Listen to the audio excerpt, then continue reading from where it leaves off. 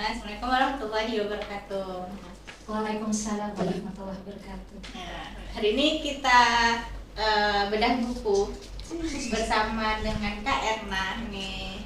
Bukunya apa tuh Kak? Maturity Code. Nah, Maturity Code. Oh, bukunya kurang kesini.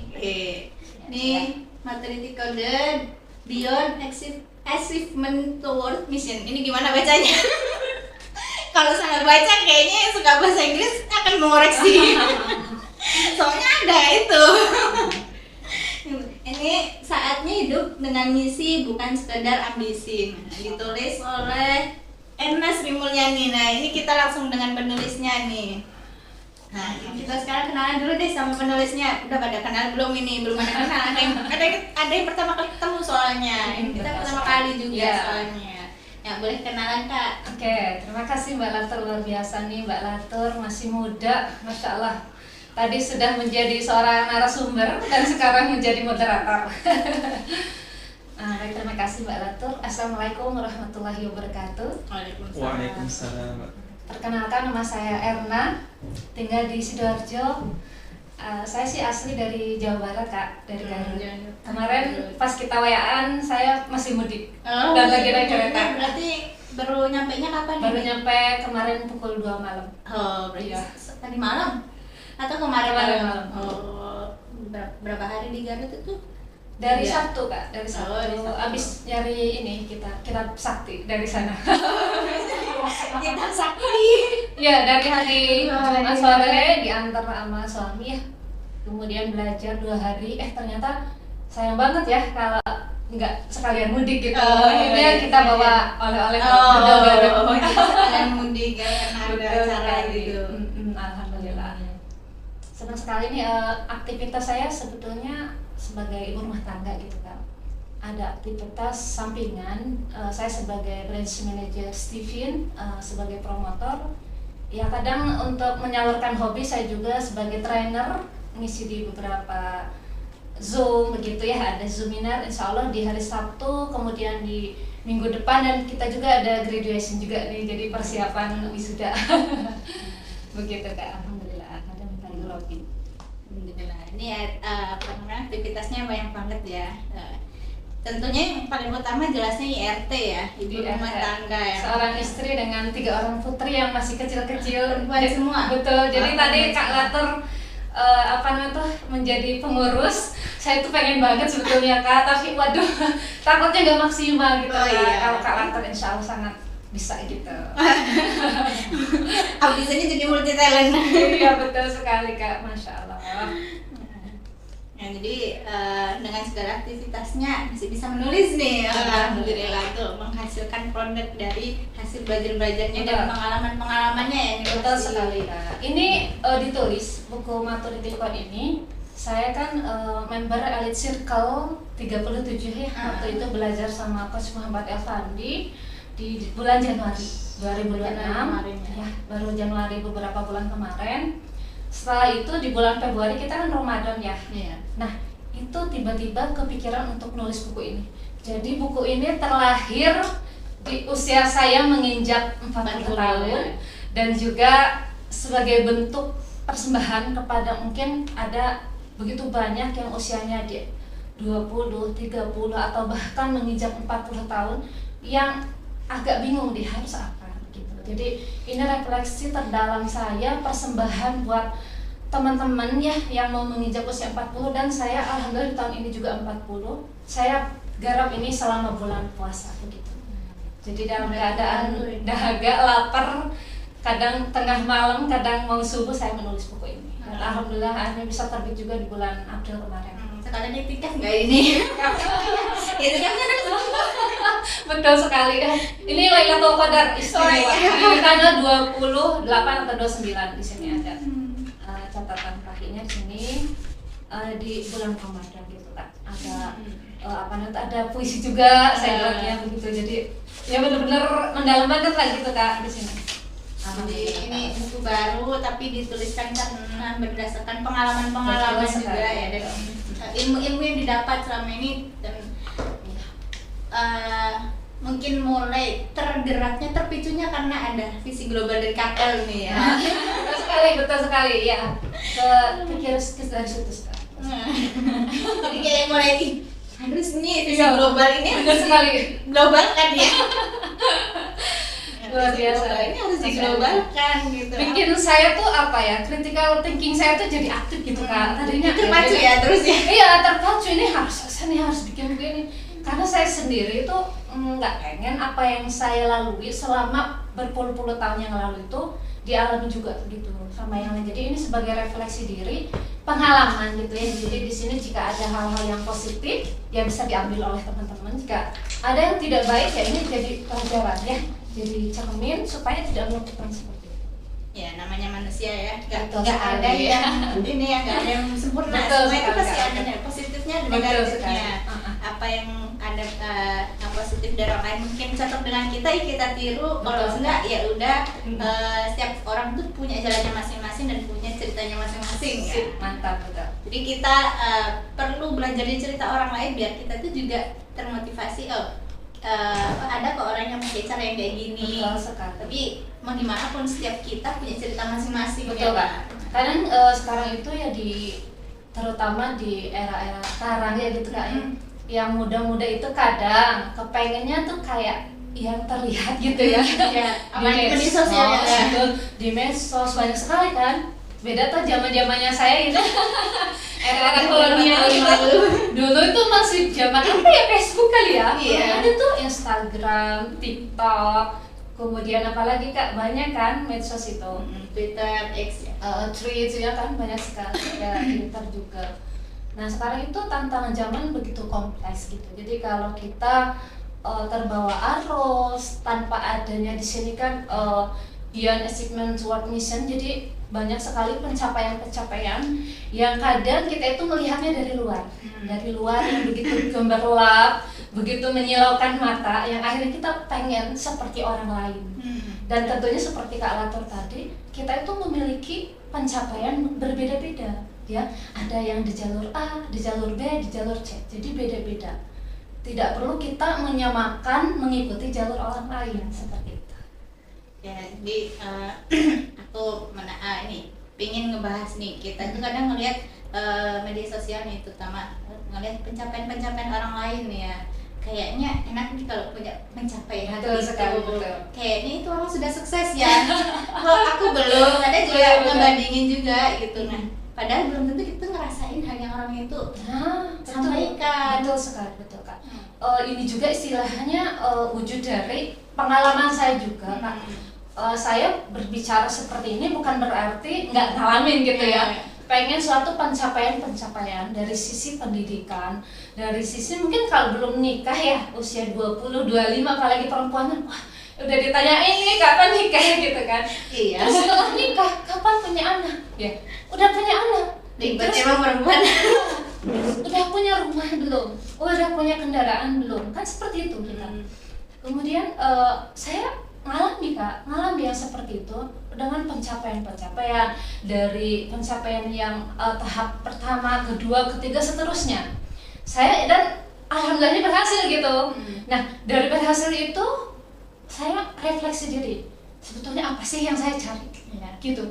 Apa sih yang saya cari? Apakah hidup ini hanya tentang pencapaian dunia? Gitu. Apakah hidup ini hanya ibadah itu tinggal sisa-sisanya doang gitu dari pengejaran kita dari mungkin kalau ada yang kerja seperti itu kan lebih banyak waktu kita itu habis untuk kerja. Seperti itu Kak.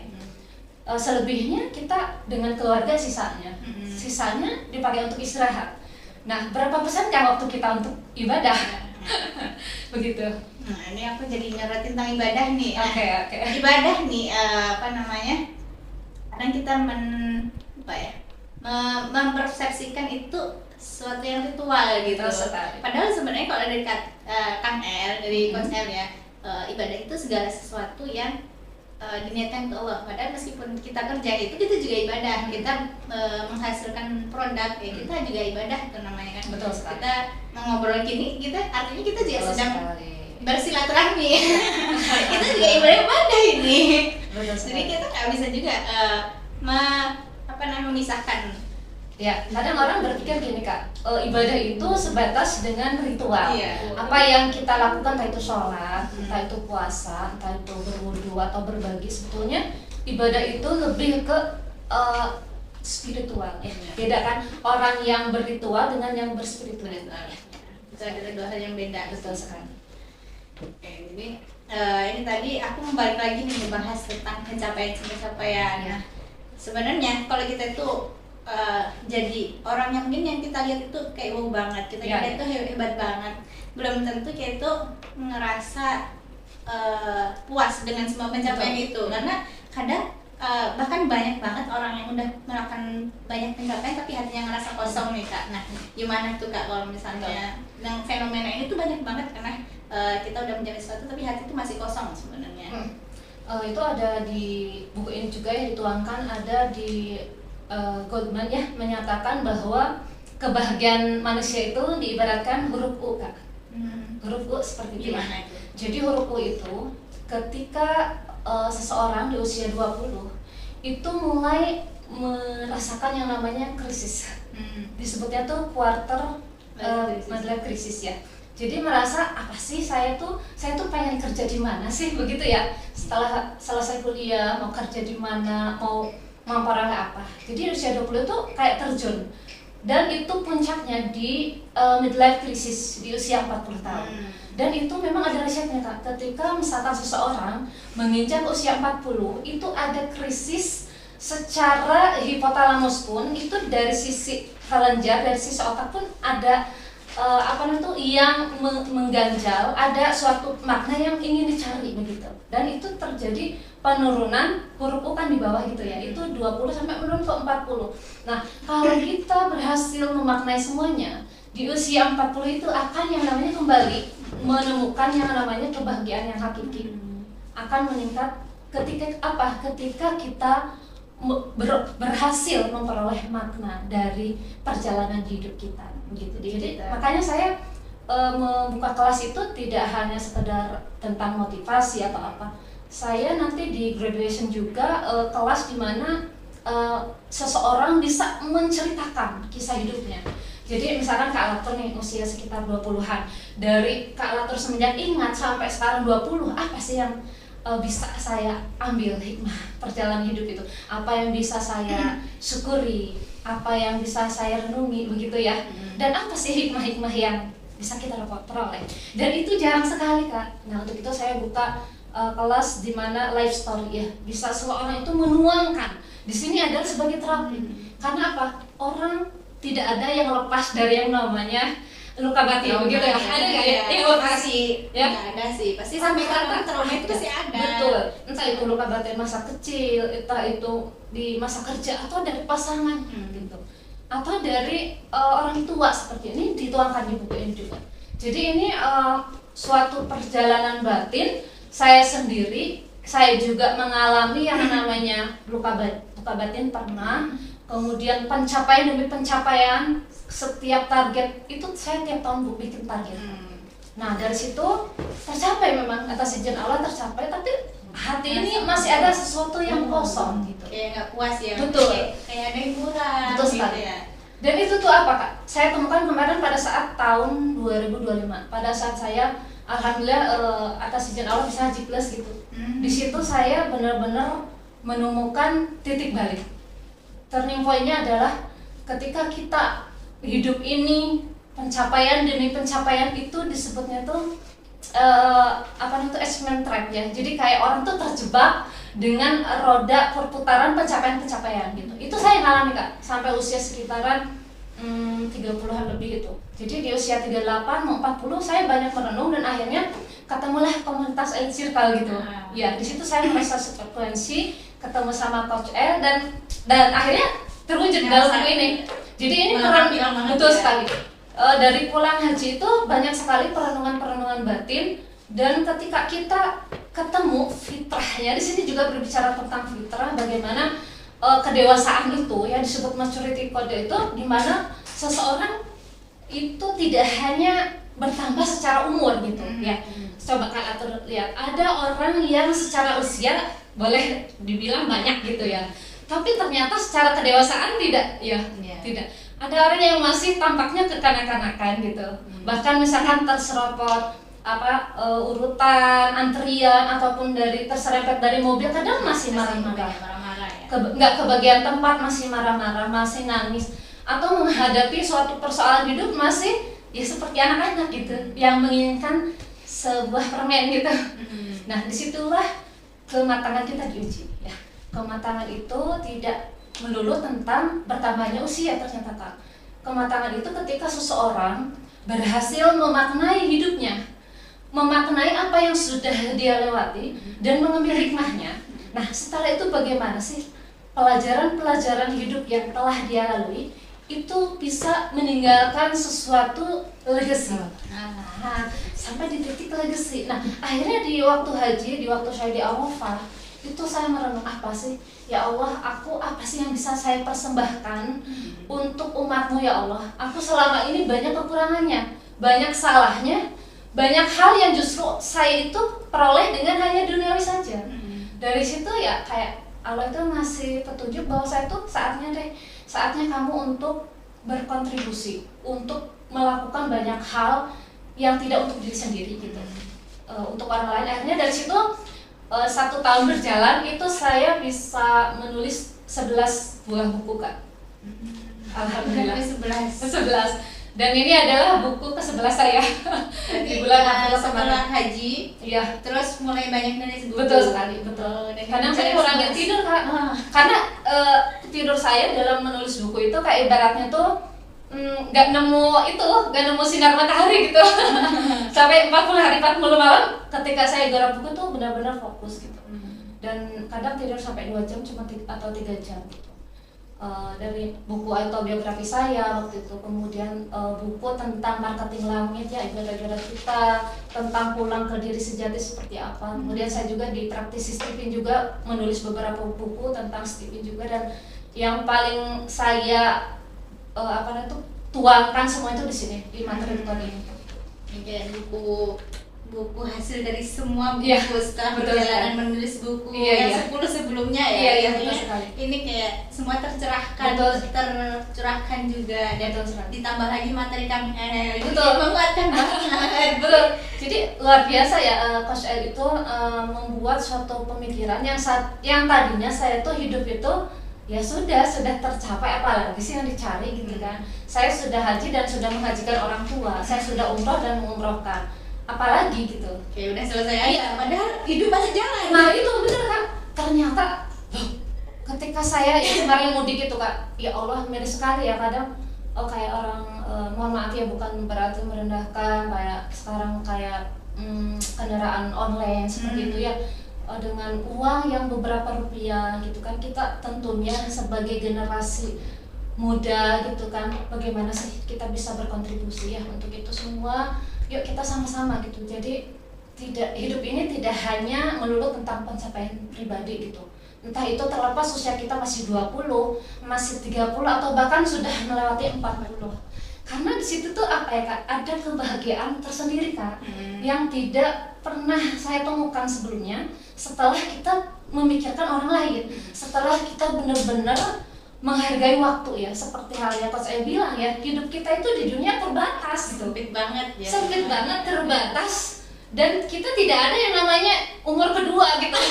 Kalau sudah habis jatah usia kita di dunia ini ya sudah, say goodbye aja gitu. Terus apa sih yang bisa kita tinggalkan? Akhirnya saya menulis buku, menjadi seorang trainer. Kadang waktu itu saya gini Kak, nggak kepikir saya mau jadi trainer waktu itu. Karena apa? Perjalanan saya untuk menjadi trainer itu ditebus dengan perjuangan air mata gitu Kak. Karena saya harus tinggalin 3 putri saya yang baru lepas ibu. Iya. Saya naik kereta, saya mengeluarkan uang dari jutaan hingga puluhan juta itu. Kemudian saya juga ke Jakarta, ke Bogor juga, kemarin ke Bandung. Terus saya tuh apa sih sebetulnya yang saya cari sampai jauh-jauh seperti ini gitu. Ternyata itu tuh kayak ibaratnya tuh panggilan batin gitu kan. Panggilan batin, ada misi jiwa. Nah, orang itu ketika ketemu misi jiwanya itu tidak akan bisa terhentikan Kak. Tidak ada yang namanya capek, lelah, namanya tuh ngeluh. terlalu banyak menilai luar. Kita fokus Iya, terhadap diri sendiri, iya. fokus terhadap perkembangan diri, gimana kita bisa mencapai titik terbaik di dalam hidup kita. Itu sebetulnya. Jadi kayak ada poros yang bergerak dari dalam ya. Jadi Betul. itu terus Inner drive itu kayak mendorong, benar. ya, aku jadi keinget ini kisah Nabi Muhammad juga ketika 3 tahun sebelum umur 40 sebelum diangkat jadi rasul. Itu kan juga 3 tahun sebelumnya itu dari Kosel itu, ini materi dari Kosel juga. Jadi beliau tuh ketika menceritakan tentang ceritanya Nabi Muhammad itu sangat detail, terutama dari segi skill-skillnya yang perlu disiapkan secara geopolitik ketika perang juga gitu. Jadi kayak benar-benar Nabi Muhammad itu manusia yang bisa kita tiru juga gitu. Jadi bukan malaikat ya, bukan orang yang bukan sesuatu yang nggak bisa kita tiru. Maka Rasulullah itu emang diutus untuk memberi contoh untuk kita. Nah, di usia 40 Rasulullah diangkat jadi rasul. Jadi kayak 40 ini memang sudah puncak pertama ketika orang itu ingin punya panggilan kontribusi tadi gitu ya, punya panggilan hati untuk mengkontribusikan banyak hal setelah usia 40. Berarti sebelum usia 40 nih kita perlu banyak menyiapkan nih, perlu mencoba banyak hal supaya ketika 40 kita udah mulai bisa melakukan lebih banyak hal. Bahkan kalau dari Kang El juga itu menceritakan tentang finansial Rasulullah ketika udah 40 itu udah kayak udah nggak mikirin uang lagi ya. Sebelum 40 tuh ya kan sudah kapan kita ya Kak ya. Karena sebelum 40 memang sudah dibentuk dan udah dibangun juga, bahkan dari kecil gitu. Bahkan dari kecil Rasulullah sudah harus bekerja. Jadi kemampuan Rasulullah untuk berkontribusi itu emang lebih besar gitu. Karena kalau kita mau mikir kontribusi ya kita perlu mikir sesuatu yang lebih gede, bahkan butuh uang gede juga. Tapi bukan berarti uang itu tidak butuh, karena emang uang itu sudah dibentuk dari sebelum 40 tuh. Nah, ada nggak nih gimana cara kita tuh menyiapkan sebelum usia 40 dari karena kita usia 60-an semuanya di sini. Nah, gimana tuh Kak? Nah, di sini ada dibahas ya. Coach L juga pernah menyampaikan ada bagian-bagiannya yang memang fase di mana kita itu berkontribusi gitu ya. Di situ ada 4 diagram ya, di mana ada kontribusi begitu ya. Kontribusi, kemudian karir kita, capacity ya. Nah, kalau misalkan masih 20 berarti kita perbanyak dari sisi capacity-nya ya. Capacity kita, belajar kita, kemudian pencapaian ya. Kita sebetulnya di usia 20 itu masa-masa di mana bereksplorasi. Jadi jangan hanya monoton dari rumah kerja pulang lagi gitu ya. Jadi kita tuh akhirnya perkembangan jiwa kita, spiritual kita, mental kita tuh kurang terbentuk kalau kita tidak mencoba sesuatu banyak hal yang itu tuh positif gitu. Nah, jadi memang usia 20-an itu kita memang mempersiapkan dari sisi kapasitasnya ya. Kemudian karirnya supaya benar-benar matang. Di usia 30 nanti sudah nggak bingung lagi tuh namanya mencari kerja, mencari hal-hal yang memang itu untuk kebutuhan sendiri saja. Nah, kalaupun misalkan mau dari usia 20 untuk mencapai itu ya kenapa tidak? Kita sudah mulai menata niat kita dulu deh ya. Niat kita untuk sungguh-sungguh kita bisa bagaimana sih atas keilmuan kita, atas pencapaian yang kita peroleh, pendidikan kita, misalkan pekerjaan, bisa berkontribusi ya untuk masyarakat begitu. Jadi memang betul sekali ya seperti yang Kak Latur tadi sampaikan, usia 40 seperti halnya di dalam Sirah Nabawiyah yang Coach El sampaikan, itu betul tertuang juga di dalam surat Al-Ahqaf ayat 15 ya kalau nggak salah. Di situ kan merupakan doa Nabi Sulaiman ya, dimana istilahnya usia 40 ini wujud dari permohonan seorang hamba untuk bersyukur atas nikmat yang telah Engkau berikan, untuk bisa mengabdi lebih baik lagi kepada orang tua dan juga bisa melahirkan generasi-generasi soleh berikutnya. Itu tidak hanya tentu anak saja begitu ya, tapi orang-orang sekitar yang bisa meningkat kapasitasnya, bisa upgrade dirinya, upgrade skillnya, wasilah dari kita.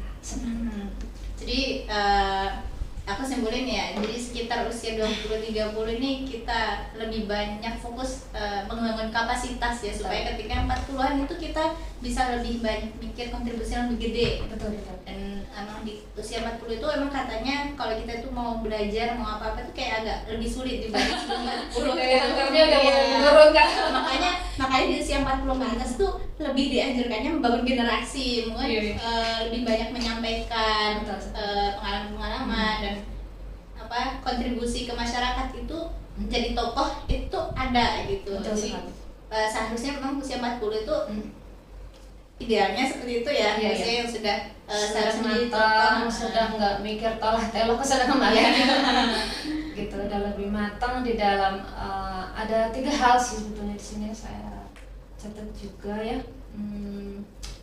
dimana selama ini kan kita lebih banyak tentang menara apa namanya tuh pasir ibaratnya di pinggir pantai gitu ya.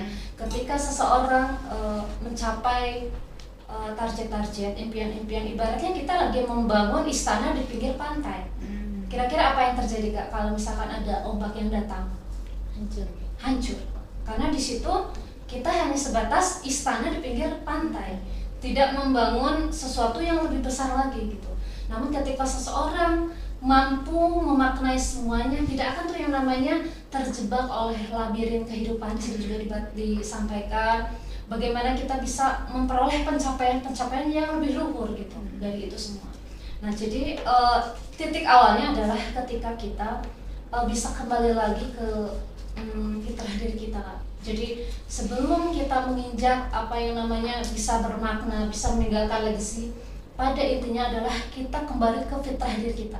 Pulang ke diri sendiri ya. Kalau tuh pernah dengar kata fitrah? Pernah. Fitrah. Jadi fitrah itu adalah dimana seseorang memang sejatinya dirinya sendiri, yang memang murni, yang belum terkontaminasi oleh dunia gitu ya, dengan gemerlap dunia gitu. Jadi ketika fitrah seseorang tercederai, mengalami krisis fitrah, itu orang banyak melakukan melenceng gitu ya, ibaratnya rel kereta api ya. Itu kalau kita lurus sebetulnya mencapai kesuksesan, mencapai legacy di usia 40 itu sangat memungkinkan. Tapi karena adanya luka batin ya di masa-masa lalu melenceng dari fitrah, entah itu misalkan dari orang tua, pernah dibully sama teman, dari guru, atau mungkin dari pasangan. Kan banyak sekali ya dari pasangan yang akhirnya di bulan Ramadan kemarin malah antrinya bukan antri untuk buka takjil Kak, itu antrinya di pengadilan agama. Jadi saya melihat seperti itu sangat miris. Betul. Jadi ketika seorang perempuan memutuskan untuk menikah, saya harapannya untuk selesai dulu dengan dirinya, tidak membawa luka batin. Begitupun dengan seorang laki-laki yang hendak mencari jodoh. Jadi ketika dua-duanya selesai kemudian menikah, walaupun dari nol besar, itu sangat memungkinkan kita tuh bisa mencapai kesuksesan Kak.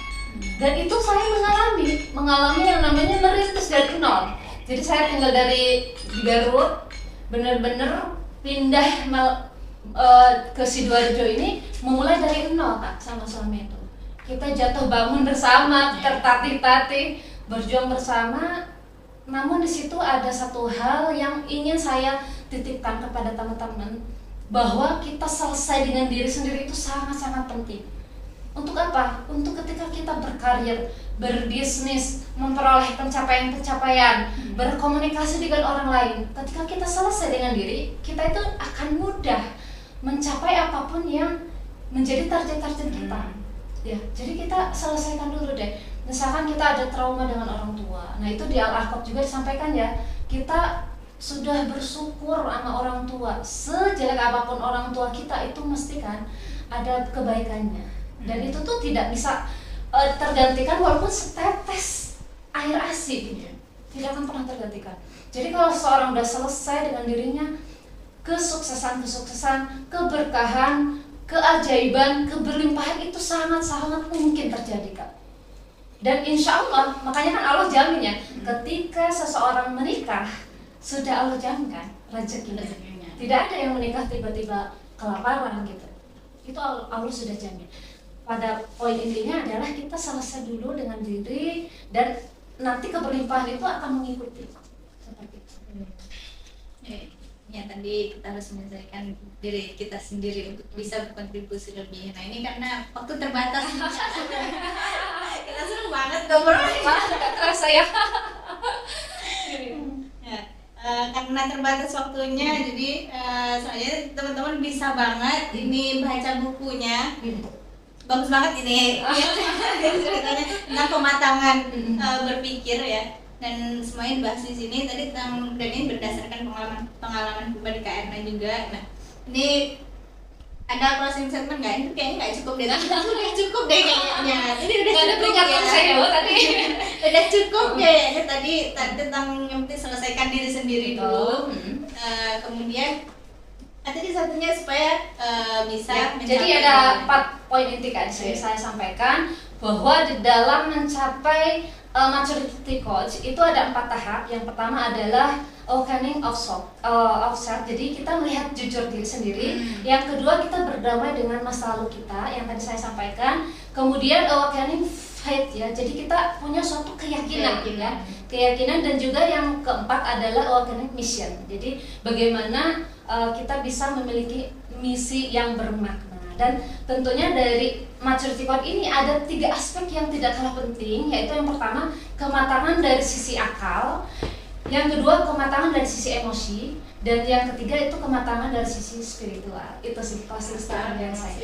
Jadi ya teman-teman yang istilahnya saat ini masih muda, jangan nunggu usia sampai 40 seperti saya. Tentunya tidak mudah ya untuk melatih semua. Yuk kita bagaimana bisa melakukan kebaikan-kebaikan, entah profesi apapun itu, entah pekerjaan apapun itu, entah masih mahasiswa ataupun karyawan ataupun bisnis, bagaimana kita bisa meluaskan niat, memiliki suatu makna untuk kehidupan kita itu, untuk bisa berkontribusi ya, untuk bisa berkontribusi. Dan tentunya kematangan itu tidak dilihat dari usia, tapi bagaimana kita bisa memaknai hidup itu untuk bisa berkontribusi untuk umat. Siap, terima kasih ya Erna. Ini sebagai jangan untuk anak-anak muda nah kontribusi. Nah terakhir nih dari yang terakhir, tadi aku udah bilang terakhir soalnya ini bukunya bisa beli di mana nih? Okay. Ini untuk bukunya, ini kan baru launching ya, jadi boleh sistem pre-order dulu ya Mbak. Jadi kalau teman-teman yang ini kan udah kita sebut penulis ya, harusnya disebut ya. Kalian punya privilege. Kalian punya privilege. Betul. Alhamdulillah nih Barakah, jadi bisa bertemu dengan kawan-kawan Elite Circle. Nanti boleh ya teman-teman yang memang ingin memiliki bukunya, boleh kontak saya di nomor di bawah ini. Nomor kontak ya penulis ya. Ya, saya di EC37 Kak. Terima kasih karena atas pertemuannya hari ini, sesi podcast hari ini. Kita senang banget kedatangan penulis. Masalah. Kedatangan penulis hari ini. Karena sudah selesai waktunya, kita perlu melanjutkan aktivitas yang lain, jadi kita cukupkan sampai di sini. Dari kita berdua mohon maaf kalau ada salah kata atau bukan. Semoga apa yang disampaikan di sini dapat bermanfaat untuk semuanya. Amin ya Allah. Assalamualaikum warahmatullahi wabarakatuh. Waalaikumsalam warahmatullahi wabarakatuh.